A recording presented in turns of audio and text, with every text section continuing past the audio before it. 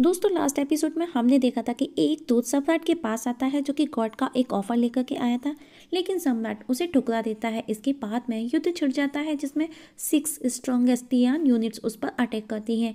लेकिन सम्राट उन सब का डट करके सामना करता है। ये देख करके उसका बेटा वो किंग बहुत ही ज्यादा गुस्सा करता है कि उसके फादर गॉड के अगेंस्ट क्यों गए। तो दोस्तों देखेंगे हम आज के एक्सप्लेनेशंस में क्या होता है। तो चलिए स्टार्ट करते हैं। दाजी वो गैंग को बताती है कि 600 साल पहले जब चैंग ने जिया राज्य पर हमला किया, वो इमोर्टल फिनिक्स के पास आया जो कि घायल और मरने के करीब था। उसने उसे सॉरी बोल करके उसे बचाने का डिसाइड किया और अपनी सोल उसके साथ में शेयर कर उसे बचा लिया। और इसके बाद में वो जीवन मृत्यु के दोस्त बन गए और उसकी मदद से चैंग ने जिया को हरा करके ये राज्य स्थापित किया। और उनके मरने के बाद में तुम्हारे फादर वो दूसरे शख्स थे जो अपनी लाइफ दूसरों के साथ में शेयर करने की इच्छा रखते थे। और वो इमोर्टल फिनिक्स तुम्हारे फादर की बॉडी में ट्रांसफर हो गया जो कि एक बीस्ट था। वहीं सम्राट उस कोई टियान को हरा देता है और अब सब समझ जाते हैं कि उसके अंदर कोई डिवाइन पावर है। और अब मिसम्मा जियो को मारने उसके पास आता है और सबको लगता है कि किंग ऑफ शांग कोई मॉन्स्टर है। सम्राट को लड़ता देख दूत भी हैरान था और अब सम्राट भी बहुत गुस्से में था और वो टियान को खत्म करने की कसम खाता है। और उसके एक एक बार से सब कुछ डिस्ट्रॉय हो रहा था। और अब ताइजी और जुई दोनों मिलकर के अपने साथियों का साथ देने आते हैं। उन्हें यकीन ही नहीं होता कि एक इंसान क्या क्या कर सकता है। जुई ताइजी को दिमाग से लड़ने की सलाह देता है। वहीं सम्राट के भाई पर भी एक वाइल्ड वल्व अपने असली रूप में आकर जीव पर अटैक करता है और जीव एक एक कर सभी वॉल्व्स को मारता है। और अब 3 मेजर गॉड सम्राट के सामने खड़े थे उससे लड़ने, ताइजी, जूही और कुई। वहीं जीव को बिना तलवार के लड़ता देख वाइल्ड वॉल्व्स को मरता देख मिसम्मा भी हैरान था और आखिर में वो उसे हरा देता है। पर वो वापस उठ करके खड़ा हो जाता है और जीव से बदला लेने लगता है। और अब व्हाइट ड्रैगन की दहाड़ से ऐसा लगता है मानो कोई भूकंप आने वाला हो। इवन धरती भी जोर जोर से हिलने लगती है और खुद टियान नीचे आता है। वहाँ सब कुछ ग्रे हो जाता है, किसी को कुछ भी क्लियर नजर नहीं आता, जिसमें लोगों को सांस लेना मुश्किल हो रहा था। लोग तड़प तड़प के मर रहे थे। टियान की वजह से मोनोक्रॉम डिवाइन पावर फैल चुकी थी जिसे बर्दाश्त करना हर किसी के बस का नहीं था। और अब टियान सम्राट के सामने था। वो उसे पूछता है, तुमने बगावत क्यों की जबकि तुमको हर नियम कानून पता था? शायद तुम भूल रहे हो, तुम जैसे बंदरों को मैंने बनाया है। सम्राट बोलता है, हमारी जिंदगी तुम्हारे नियम और कानून के बिना अच्छी है और तुम भूल रहे हो हम बंदर नहीं इंसान हैं। और उस पर वो तलवार पॉइंट कर देता है। ये देख उसके साथी शॉक्ड हो जाते हैं और अब टियान उसे उठा करके दूर फेंक देता है और उसके फीदर्स एक एक करके टूटने लगते हैं और उसे मारने लगता है और कहता है, गॉड और मंकी के बीच में बहुत बड़ा डिफरेंस है और अगर आज मैं तुम्हें मार दूंगा ये भी सच हो जाएगा। और वहाँ खड़े सब सम्राट को मरता देख बहुत दुखी थे।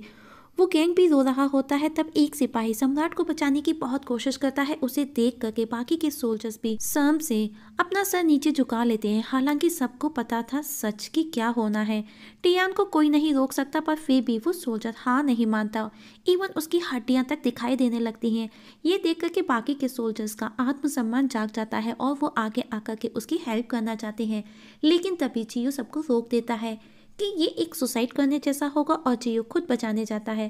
पर टियान उसकी तलवार को ही चकनाचूर कर देता है और कहता है, बंदर हमेशा एक बंदर ही रहेगा। और दोनों भाइयों को वो दूर उठा करके फेंक देता है, जिसमें दोनों की हालत खराब हो चुकी थी। दोनों बुरी तरह से घायल थे और अब किसी तरह सम्राट उठ करके खड़ा होता है। और अब सम्राट को लगने लगा कि वो मरने वाला है। उसे अपने सब याद आते हैं, पर उसने ये खुद चूज किया था। उसे अपने किए पर कोई पछतावा नहीं था और उसे उस समय का याद आता है जब उसने गॉड के अगेंस्ट जाने की कसम खाई और जियो ने भी उसका साथ देने को कहा। और कुछ दिनों बाद में उसकी शादी डाजी से हो गई और वुगेंग का जन्म हुआ। और डाजी ने उसके जन्म के समय ही उसका भविष्य देख लिया कि जल्द ही गॉड के अगेंस्ट वार होगा जिसमें सम्राट मारा जाएगा। और सम्राट ने उसी समय डाजी से प्रॉमिस लिया कि वो कभी भी अपनी डिवाइन पावर का यूज नहीं करेगी। जो भी होगा वो मेरा भविष्य होगा, वो उसे अपने हाल पर छोड़ देगी। और अब सम्राट वापस से टियान से फाइट करता है और उसके पंख पहले से कई गुना ज्यादा बड़े हो गए थे। बाकी की टियान यूनिट्स भी ये देख करके हैरान थी। वहीं डाजी और वुगेंग भी बहुत दुखी थे अपने सम्राट को इस कंडीशन में देख करके। सम्राट भी हार नहीं मानता, हर बार टियान को बराबरी की टक्कर दे रहा था। पर सम्राट देखता है कि उसकी लड़ाई से उसी की जनता को परेशानी हो रही होती है। तो अब सम्राट हवा में जाकर के फाइट करता है और फाइट के दौरान टियान की फिंगर जरा सी कट हो जाती है, जिसमें से थोड़ा सा ब्लड निकलता है। उसे देख करके उसे बहुत गुस्सा आता है क्योंकि हजारों साल में किसी ने ऐसा नहीं किया और अब वो पूरी पावर के साथ में उसे मारता और उसके फीडर्स तक उखाड़ देता है। डाजी वो गैंग भी ये देख करके रो रहे होते हैं और अब सम्राट जमीन पर आकर के गिरता है और जोरदार धमाका होता है जिससे जमीन में बहुत बड़ा गड्ढा हो जाता है। पर सम्राट अभी भी जिंदा था, उसकी सांसें चल रही थी। ये देख करके टियान उसे अपने ड्रैगन से जकड़ने लगता है। वो गैंग डाजी भी खड़े रो रहे थे, अपनी आंखों के सामने सम्राट को मरता देख बहुत दुखी थे। सोल्जर्स भी कुछ नहीं कर सकते थे, सब खड़े देख सिर्फ रो रहे होते हैं। हर किसी की आंखों में आंसू थे, पर सब मजबूर बेबस थे और आखिर में टियान सम्राट को जान से मार देता है।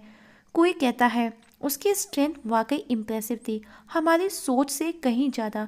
पर मैसेंजर ये देखकर के बहुत खुश होता है। टियान की जीत के बाद भी उसके यूनिट्स के चेहरे पर खुशी नहीं थी, एक महान सम्राट को हराने के बाद भी। सम्राट के मरने के बाद में उसके सोल्जर्स बुरी तरह से रोते हैं। तब वही सोल्जर्स जिसने सम्राट को बचाने की कोशिश की वो कहता है ऐसे रो करके हमको सम्राट के बलिदान को जाया नहीं करना चाहिए, हमको भी आगे बढ़ना होगा, उन्हीं के जैसे बनना होगा। और अब सब सोल्जर्स मिलकर के उनसे फाइट करते हैं, पर अब सब मीनिंगलेस था। सम्राट की डेथ के बाद में सोल्जर्स भी एक एक करके मारे गए जो के द्वारा। हालांकि टियान ने सम्राट की डेथ के बाद ही बैटल ग्राउंड छोड़ दिया था। वो गैंग भी अपने फादर के लिए बहुत दुखी था, वो बहुत रोता है क्योंकि वो लगभग जीत के करीब थे, लेकिन डाजी उसकी माँ शांत थी। तभी वो गैंग देखता है कि जो उनके राज्य के अंदर आ गया है। वो अपनी माँ को वहां से चलने का बोलता है, पर डाजी मना कर देती है क्योंकि राज्य के बाहर टियान है जो कि हजारों सिपाहियों के साथ अब हमारा जिंदा रहना मुश्किल है।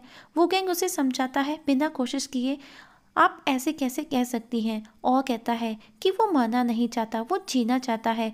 जो आदमियों को मार करके औरतों को गुलाम बना रहा था, पर वो गैंग हार नहीं मानता और वो वहां से अकेला ही जाने लगता है। ये देख करके डाची जिस टावर पर खड़ी थी उसमें आग लगा देती है। वो गैंग अपनी माँ को ऐसा करने से रोकता है, पर डाची उसे कहती है बिना डर के मौत को एक्सेप्ट करो। पर वो गैंग सर्वाइव करना चाहता था, वो जीना चाहता था, पर डाजी उसकी एक नहीं सुनती और उसे ना चाहते हुए उसे अपने हाथ से मार देती है। वो गैंग बहुत रिक्वेस्ट करता है, वो बहुत रोता है कि वो मरना नहीं चाहता, उसे जीना है, पर वो नहीं सुनती क्योंकि डाजी नहीं चाहती थी कि जो उसे टॉर्चर करे और खुद भी उस जल्दी आग में कूद जाती है। और डाजी की सिस्टर को भी पता चल जाता है कि उसने सजा के डर की वजह से सुसाइड कर लिया है। तभी हमें वापस से वो गैंग को दिखाया जाता है ठीक हमारी तरह से। उसे खुद को भी समझ नहीं आता कि वो उसका सपना है या हकीकत। उसकी माँ ने उसे चाकू से मारा लेकिन उसकी बॉडी पर एक भी घाव नहीं था और अब वो छिप कर के देखता है कि जो के सिपाही लूटमार कर रहे थे और कहता है मैं उनके लिए मर चुका हूँ और अगर मैं पकड़ा गया तो तभी वहाँ उसके पास से कुछ सिपाही गुजरते हैं।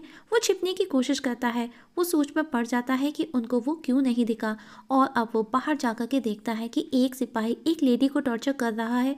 वो उसे रोकने की कोशिश करता है पर वो उसे टच भी नहीं कर पाता और वो समझ जाता है कि वो मर चुका है, ये सब सिर्फ सपना है। तब डाची की सोल वहाँ आती है और उसे कहती है हाँ बस तुमको अभी तक यकीन नहीं हुआ, पर अभी तक उसका ह्यूमन वर्ल्ड से कनेक्शन कट नहीं हुआ था, मतलब वो अभी भी वापस जिंदा हो सकता था। और ये सब डाची ने अपनी डिवाइन पावर से किया था और अपने डिवाइन पावर को छोड़ते ही डाची भी मर जाएगी। और ऐसा ही होता है, जैसे ही वो अपने डिवाइन पावर वो गैंग की बॉडी में छोड़ करके चली जाती है और अब वो गैंग को जितना जल्दी हो ऐसी बॉडी की तलाश थी जो कि ठीक उसी समय मरी हो जब वो मरा था।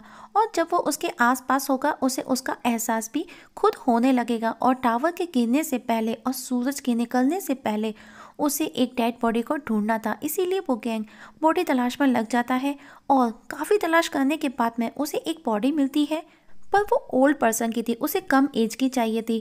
लेकिन आखिर में उसे एक ऐसी बॉडी कुएं में आधी गिरी हुई नजर आ जाती है और सूरज भी निकलने वाला था और सूरज की रोशनी में वो गैंग की बॉडी भी अब्जॉर्ब होने लगती है और वो गैंग अपनी माँ के सेक्रीफाइस को बर्बाद नहीं कर सकता था और वो कुएं में उस बॉडी पर कूद जाता है और सूरज भी निकल आया था और वो कुएं वाली बॉडी जिंदा हो जाती है। वो गैंग अपनी शक्ल को देख करके चौंक जाता है क्योंकि उसी के किसी नौकर की बॉडी थी जिसे उसने बुरी तरह से कभी हिट किया था, जिसकी चोट के निशान अभी भी उसके फेस पर थे। इवन उसने उसकी एक आंख भी फोड़ दी थी और तभी एक लड़की उसका हाथ पकड़ करके वहां से बचा करके ले जाती है और वो उससे उसका नाम पूछता है। ये सुन वो लड़की हैरान थी, और इस जगह हमारी आज की एक्सप्लेनेशंस ख़त्म हो जाती है।